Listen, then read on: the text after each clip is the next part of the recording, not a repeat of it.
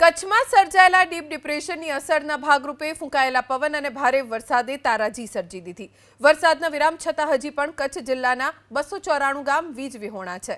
કચ્છના મુન્દ્રામાં આખું 66 કેવીનું સબસ્ટેશન પાણીમાં ગરકાવ થઈ ગયું, જેના પગલે અહીંથી ગ્રામ્ય અને નાના કપાયા, પ્રતાપપર, નાના બોરાણા, વાંઢ સહિતના ગામોમાં ઉદ્યોગોને અપાતો વીજ પુરવઠો ખોરવાઈ ગયો। વીજ પુરવઠો ન મળતા 150 જેટલા ઉદ્યોગોને અસર થઈ।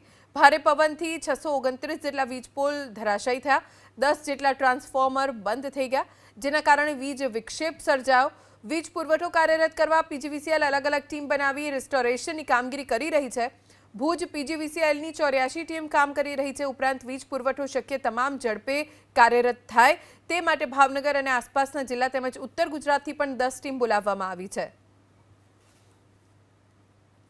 છેલ્લા 2 દિવસથી જે આપણે ભારે પવન સાથે વરસાદ ટૂંકમાં જે સાયક્લોનના કારણે કચ્છ જિલ્લાના 6 તાલુકાઓ જે અમારે ઓફિસના કાર્યક્ષેત્રમાં આવે છે, એમાં ભુજ, નખત્રાણા, માંડવી, મુન્દ્રા, લખપત અને અબડાસા 6 તાલુકામાં વ્યાપક પ્રમાણમાં નુકસાન થયું છે। ટોટલ અમારા 742 ગામમાંથી લગભગ ગામ બંધ હતા, પરંતુ એ અમે યુદ્ધના ધોરણે અમારી ભુજ ડીએસ વર્તુળ કચેરીની 84 ટીમો પ્લસ અમારા મેનેજમેન્ટ તરફથી 41 ટીમો બહારથી, જેમાં 10 ટીમો ઉત્તર ગુજરાતમાંથી, 10 ટીમો ભાવનગરથી, 10 ટીમો સુરેન્દ્રનગર અને એવી રીતના કરી અને ટોટલ 41 ટીમો બહારથી મોકલાવી અને આ બધી જ ટીમોને યુદ્ધના ધોરણે દિવસ રાત કામગીરી કરી અને અમારા 742 ગામમાંથી માત્ર અત્યારે 294 ગામમાં જ હાલ અમારો વીજ પુરવઠો અત્યારે બંધ છે, જે પણ અમે તાત્કાલિક કરવા માટેનો પ્રયત્નો અમારા ચાલુ છે।